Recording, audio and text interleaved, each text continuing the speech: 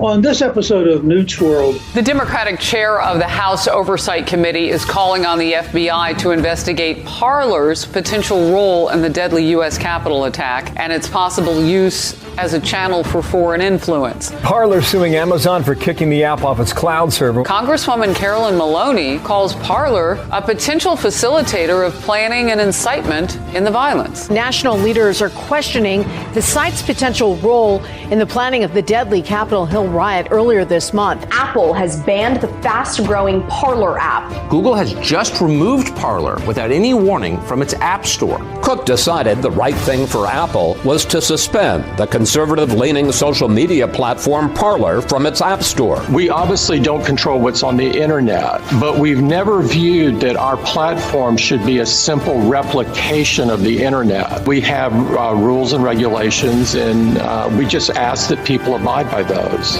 People threatening my life, I can't go home tonight. This is really a lot. We will be back up eventually because we're not going to give up, but it soon is difficult. Hi, this is Newt. Due to the virus, I'm recording from home, so you may notice a difference in audio quality.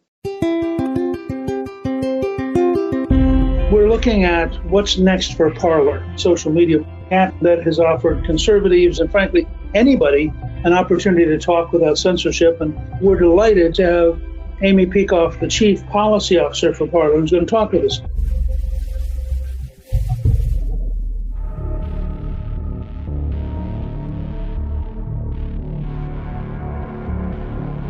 I wanted to point out why this is so important. Starting with the rise of the internet and the whole development of a capacity for people to communicate with each other electronically all over the world, we've gotten more and more used to the idea that we would have free, uncensored access. In fact, for a long time, we took great pride in the difference between the Chinese and the Russians on the one hand, who do censor and control thought and conversation, and the openness of Western society. And then recently we've discovered that, in fact, partly for the sociological reason that the internet giants, Google, Facebook, YouTube, Twitter, all grew up in the cultural environment of San Francisco and Silicon Valley. And so they all operate from a groupthink on the left. And they believed that they had the power and the right to censor people down to a level where on one particular day before the election, 4 out of 6 tweets by Rush Limbaugh were stopped by Twitter, to them having the arrogance to take the President of the United States off of their systems. So you had, as somebody pointed out, Zuckerberg, who got 0 votes for president, dictating what Trump, who got 74 million votes for president, was allowed to communicate. And in the middle of all this, one of the encouraging developments was the growth of Parler, which had been launched back in September 2018 by John Mate, Jared Thompson, and Rebecca Mercer. Parler really worked to develop its brand in the social media marketplace as an application where free speech is welcome. And as a result, it's become an alternative from users from other social media giants like Twitter and Facebook. And that's accelerated in the last few months as it's become obvious how totally biased the big internet companies are and the impact of them. On January 8th, Twitter permanently suspended @RealDonaldTrump, the president's Twitter account. Millions of conservatives began to look for other alternatives where their voice would be welcome and where they wouldn't be censored. And by January 2021, Parler's user base went from 2.3 million users to 15 million users. Then on January 11th, Parler disappeared, literally overnight, instantaneously. And here to tell the story of Parler, what it was trying to accomplish, what happened to it, and how it's coming back, and what we can expect next, is Amy Peikoff, who is the Chief Policy Officer of Parler. Amy, let me first of all just say thank you for joining me. I know how busy you are, and I know how important the development of Parler is. Could you start and talk about why John Mate and Jared Thompson and Rebecca Mercer founded the app, and what was their goal, and what's the goal of Parler today? Thanks for having me on. Yes, we are very busily trying to get back online, but going back to the original mission, which of course is the mission today, the one that we've been trying to carry out and offer this unique product, we are simply trying to be an alternative to compete on a free market to address the problems that a number of people have seen with our competitors. And they've seen it both with respect to privacy, in the sense that they feel on other platforms that they are the commodity, that their personal data is being mined and it's being used for profit by the other companies, and they don't want to feel that way. They don't want to feel like they are being surveilled a la Big Brother in 1984. They would like to instead just be able to come on and have a conversation and share things with their friends and engage in discussion on meaningful issues. So that's one thing, the privacy. And then, of course, the other aspect is freedom of expression, as you were speaking about in the introduction. At Parler, it's not that we have no rules, no guidelines at all, but our guidelines are designed to allow the maximum amount of freedom of expression within the limits of the law. And so, of course, incitement and calls for violence or sedition has unfortunately become relevant recently. None of those things are welcome on Parler. And in fact, because our mission is to encourage civil discussion between people of differing viewpoints, as you and I know, Newt, any threats of force or violence or canceling and all the things that are going around today, that just stops productive discussion. And it's because it stops the thinking process that's required to engage in that productive discussion. At Parler, nonpartisan, a public square is the model, and allowing the maximum amount of freedom of expression within the limits of the law while also respecting the privacy of people on the platform. When Twitter and Facebook banned Trump, as I understand it, Parler jumped to #1 in the Apple Store and gained some 210,000 new members almost overnight. Wasn't it to the disadvantage of Apple and others to cut you off? I mean, I assume you were a money-making proposition for them. Well, and that's really the interesting thing, right? Because while our app is free, there probably are opportunities when people go to the App Store and they want to download Parler that Google or Apple could make money off of the eyes being in their App Store for that period of time, because people, while they're there, of course, could see some of the paid apps and download those as well, right? I think definitely we were a potential for them to make some money. And in so far as we might have some in-app purchases, then of course, you know, Apple takes a cut of those at least, and I imagine Google does as well. My impression is that Google is, if anything, more aggressive in how they manipulate the data flow than Apple is. That's my understanding as well. And in discussions that I've had with a representative that we had at Apple, they had never said that our guidelines, our free speech oriented guidelines themselves were an issue. So it's definitely my impression. And I hope, given that Tim Cook recently has said that there's an opportunity for us to get back on the App Store with improved guidelines enforcement, that he's going to, you know, actually live up to those words, because we are going to come with a good proposal. When you're not in the App Store, how do people get to you? Well, the first thing for us, of course, is to get back online, because the biggest problem is Amazon withdrawing its server so suddenly without giving us an ability to adjust. And at the same time, when those three, Google and Apple and Amazon, decided to pull us, then others, you know, sort of in a cancel culture mob, followed suit. And so vendor after vendor after vendor, which is, you know, all of these are necessary to put something as complex as a social media platform online and having, you know, it operating both on the front end and the back end.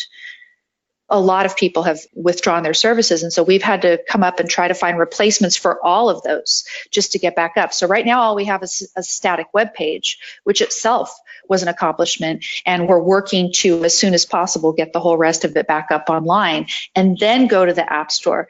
But as I understand it, you can have a workaround with respect to Google. So the Android devices, you can sideload those, but that's not true with the Apple App Store. As far as I know, that's the only way to load onto the device the app. People who have the app on their Apple device could use that old version, but in terms of rolling out any updates, including the updates that are going to be required to have improved guidelines enforcement, we would need to get back on the App Store.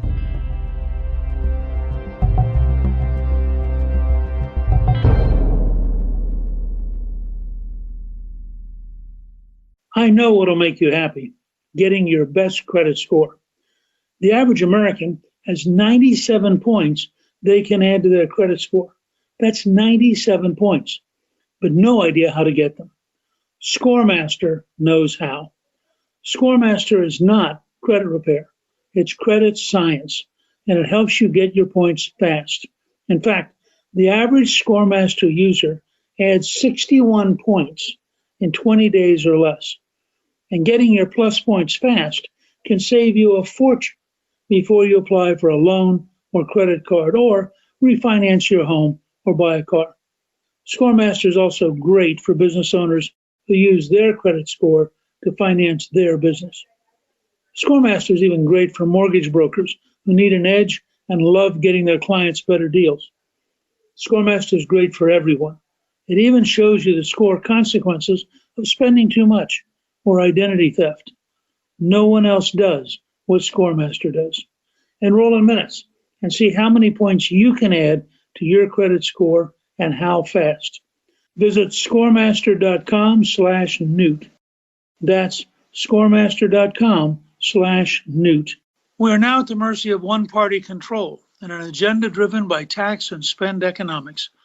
I don't need to get into the social ramifications, but fiscally, expect compounded growth of our national debt and the systematic devaluation of the US dollar. So there is really only one question. What are you doing right now to protect your savings and your retirement? Your answer? Birch Gold Group. Birch Gold Group will help you diversify a portion of your savings, an IRA or eligible 401k, into an IRA backed by gold and silver. They are the premier precious metals IRA company in America, with an A+ Better Business Bureau rating, countless 5-star reviews, and thousands of satisfied customers.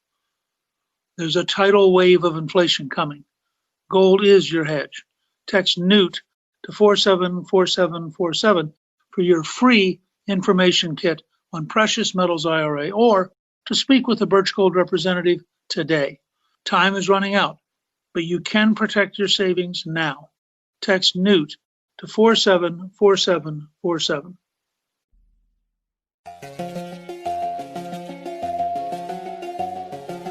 It seems to me there was clearly a restraint of trade and they were clearly trying to destroy you.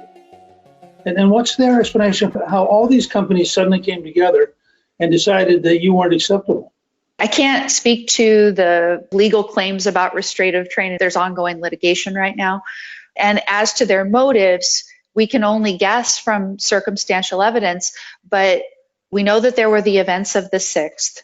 We also know that there were a number of people out there on Twitter and elsewhere trying to blame the events of January 6th on Parler users specifically.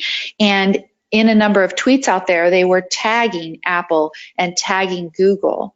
And so just given the timeline of when we received the notifications, it seems that Apple went public with theirs first. Google, I guess, went public with theirs too. They didn't even bother sending us any notice, Google. And then shortly, about an hour and a half after we heard from Apple, we then heard from Amazon. What is the motive? Some people have speculated that the motive was to deny the president any presence on the internet. We can't know that unless there's some discovery behind the scenes and everything else. But I do know that there was a very loud and vocal mob out there online trying to blame all of this on Parler or Parler users. And, aside from the questions of free will that are involved, I think we now have seen that the content, this inciting content, was not just on Parler, but it was everywhere around the internet. The thing that strikes me is they were really offended by the fact that you allowed conservatives without censorship. It could be, and different companies have very different views about so-called hate speech, right, which is a very vague term, and also about misinformation. That's another term that gets thrown around all the time. And in a free market, different companies should be able to decide what policy they're going to have about speech on their platform and compete and just be free to compete on the market. And those people who want to be on a platform that does allow hate speech within the limits of the law, or does allow misinformation, again, within the limits of the law, they should just be able to freely choose that. But it seems more and more today that there are a number of companies who do have the power to influence and themselves withdraw their services, influence others to withdraw their services.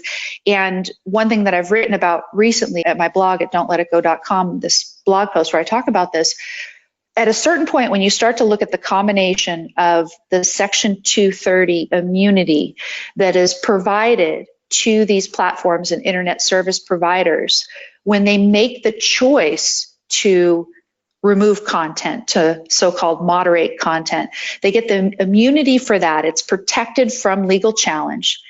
And then at the same time, we've seen recently in this series of what I call haranguings, hearing and haranguing blended together, they bring these CEOs before them, and the people, usually on the left, are telling them that they need to remove more and more content. And the content that they're asking them to remove is content that would otherwise be protected by the First Amendment.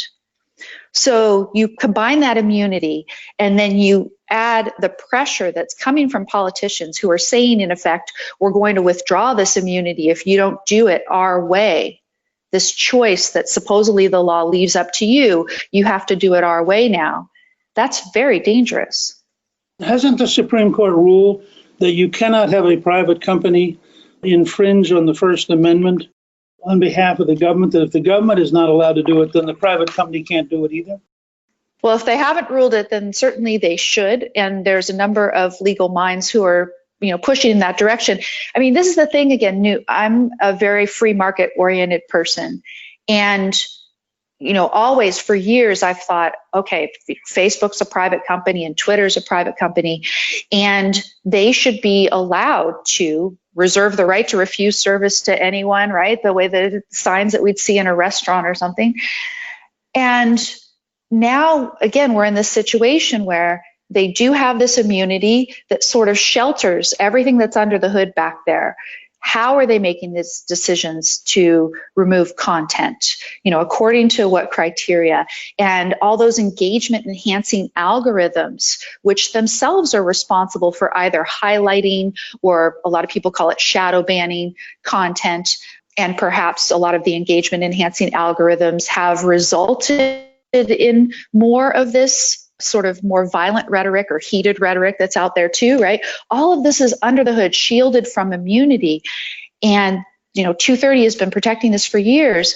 And then what do they do when they start seeing all of this get ratcheted up?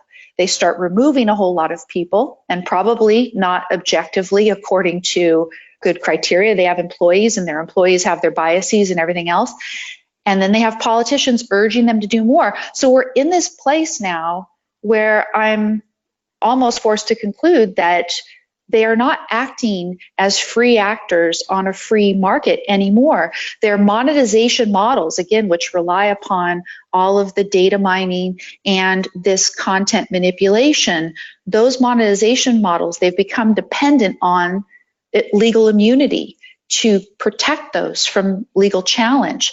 In the case of Facebook, for example, they've had 2 consent orders with the FTC that, in effect, some privacy-oriented like EFF, they have said that the consent orders don't do enough actually to challenge what Facebook does with data. But imagine that all of that is protected by these consent orders or Section 230 and everything else, and at the same time you have the government urging them to treat otherwise legally protected content in the ways that they want. It's a very dangerous situation. It doesn't look like a very free market to me. And I would probably include in that Amazon, which I assume, and again, I'm not an expert on how exactly 230 would apply to Amazon, but I think Amazon would also be covered by it in a certain way, and that perhaps they would also be caving to those sorts of pressures. So would you simply eliminate 230 and make them liable to lawsuits when things are published that are libels? In an ideal world, which we are unfortunately not in right now, in the ideal world, I was very attracted to what Justice Clarence Thomas wrote in the denial of cert for Malwarebytes versus Enigma recently.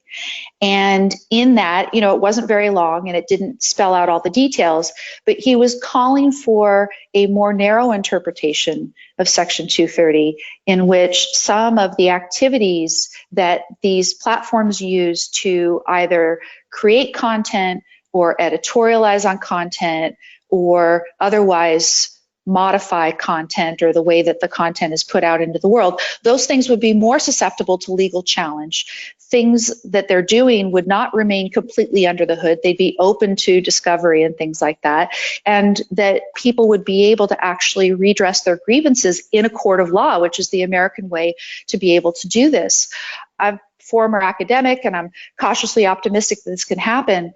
But now we see Democrat in the White House, we see a Democratic-controlled House and Senate, and my concern is that 230 is instead going to be amended in the way that Mark Zuckerberg has been pretty much asking for in these haranguings, which is to require of these platforms to first report how they are dealing with so-called objectionable content, including hate speech and maybe also with misinformation. I don't remember the exact words that he used, but he wanted these transparency reports that they're doing to be, in effect, mandated for every platform. And then the second thing he suggested was that in addition to that, the platforms should be evaluated in terms of their efficiency in dealing with this so-called objectionable content, and so that they would actually be held to a certain standard in dealing with it. Imagine if 230 is amended to require platforms to deal with content that would otherwise be protected by the First Amendment up to the standards of the latest politicians' whims. That's a scary world to me. That starts to look like Orwell's 1984 in a certain sense. If you start to think of government maybe having access to this because those records about how they're dealing with the content becomes ordinary business records, it gets even scarier. I agree with you. I think we're right at the edge of almost an Orwellian dictatorship in which if you say the wrong thing, I just noticed today some 500 junior staff at various publishing houses have signed a joint letter that nobody who worked for Trump should be allowed to write a book. Now, when you think about that, that's Nazi Germany or Soviet Russia or Maoist China. That's just crazy. But that's where the mob attitude has gotten at the moment. I think that anybody, regardless of political persuasion, should be scared by that. Snowden, he said yesterday, if I have to choose between a voice and a country, I would choose having a voice. We're in the 21st century. And imagine in the 21st century, in the freest country in the history of the world, Americans are having to choose between having a voice and having a country. It's unfathomable.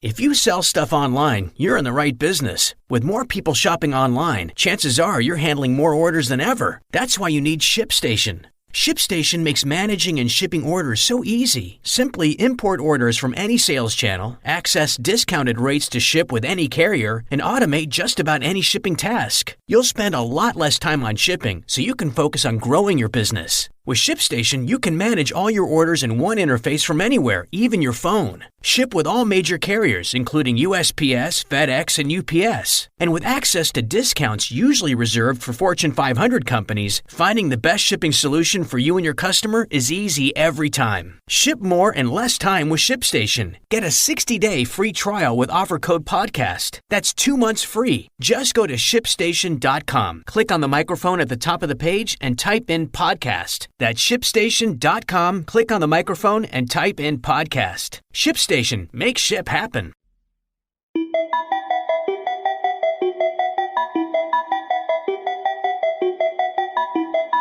You've had the Russians, the Germans, the French, even the Chinese have all come out and sort of pulled our chain and said they think it's terrible that we have all of this censorship. The number of people who I know do not like Trump, who nonetheless, as world leaders, said, this is such a terrible precedent, so much endangers your freedom, that they were really, really worried about it. So you now have a series of suits. What's the circumstance for Parler right now?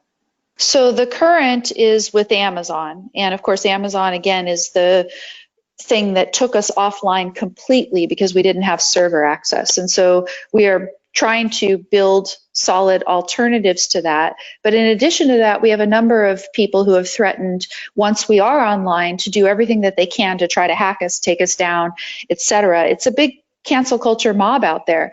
And you start to wonder, couldn't we all just go back to the idea that in a free country, we live and let live, we compete, and if you don't like a particular platform, you can go over and patronize and give your money and attention and everything else to Twitter and Facebook, and let other people deal with Parler.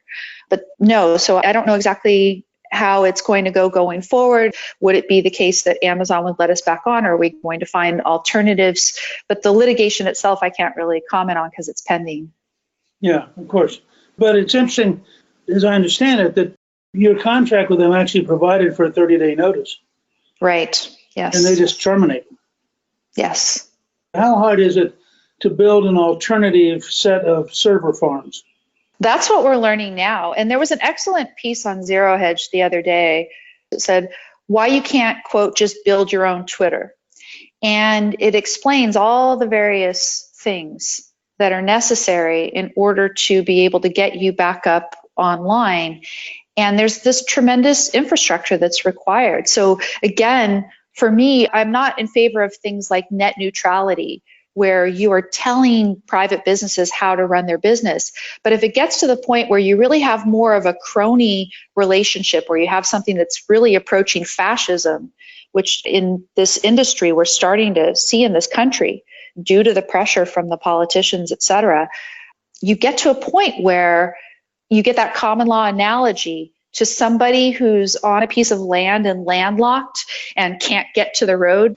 So if you're truly landlocked, then the common law used to provide for an easement. And is something like that necessary until you get something resembling a free market again in this space? I know that Tim Berners-Lee, who invented the World Wide Web, is starting to try to invent alternatives, a different part of the internet where things can actually be free and censorship resistant, et cetera, again, because he too has been disillusioned by the way things have gone.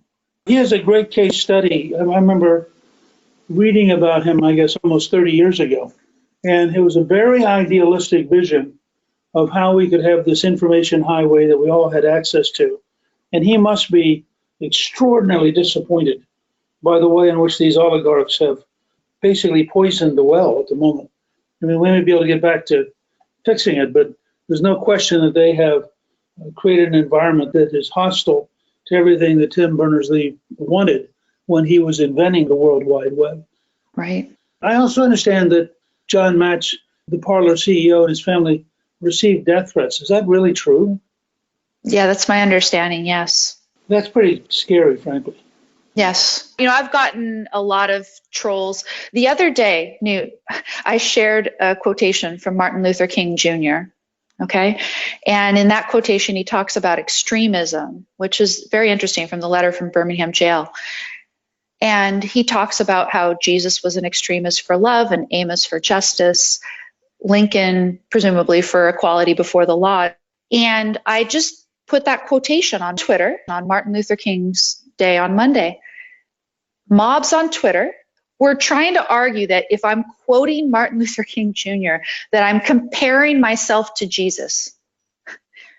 And this is how insane that it's gotten out there. And people, instead of actually trying to make arguments and looking and saying, oh, that's really interesting about extremism, but I'm not sure, I still don't really agree that it's good to be extremist. Let's have a discussion about it. Instead, they resort to just baseless insults. And in the extreme case, they resort to threats and canceling and things like this.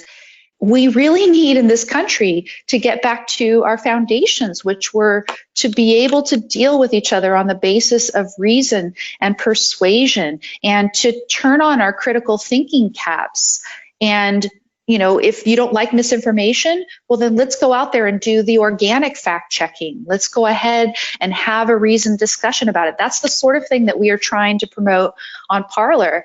And in some ways, I think we have an uphill battle because people have been, I think, in some ways, encouraged in this through the engagement enhancing algorithms of our competitors that are rumored to be there, right? And we're just trying to promote this sort of discussion. And as I said, it's been quite a challenge. Just offering our product has been such an activist activity. I wouldn't have thought that. So somebody who goes to Parler.com right now is going to be given a statement basically that you're working on it. It's a static page, but you can scroll through and see a few parlays as well. Okay. So somebody who wants to stay in touch, wants to rejoin as soon as you're up and running, what should they do? I would say keep visiting Parler.com. And of course, when we are up and running, we're going to make an announcement to that effect. And we assume that freedom of expression in this country won't be clamped down in that short a time that you won't be able to hear the announcement when we make it. That's great. And then people will be able to hopefully to rejoin or to join for the first time to Parler.com. Yes, and we definitely welcome, again, people of all viewpoints. Please come over. People on Parler who work for Parler have views across the spectrum. Again, not many of us were actually Trump supporters, but we do believe in his right to go ahead and have the ability to speak like everybody else. Well, listen, I really appreciate your taking the time. And once you guys are back up and running and you're ready to receive people, let us know and we will make sure to send it out to all of our various internet-based relationships. I sure will. Thank you. Thank you to my guest, Amy Peikoff. You can read more about social media censorship of conservative voices and the shutdown of the Parler app on our show page at newtsworld.com. Newt's World is produced by Gingrich 360 and iHeartMedia. Our executive producer is Debbie Myers. Our producer is Barnsley Sloan, and our researcher is Rachel Peterson. The artwork for the show was created by Steve Pendick. Special thanks to the team at Gingrich 360. If you've been enjoying Newt's World, I hope you'll go to Apple Podcasts and both rate us with 5 stars and give us a review so others can learn what it's all about. Right now, listeners of Newt's World can sign up for my 3 free weekly columns at gingrich360.com/newsletter. I'm Newt Gingrich. This is Newt's World.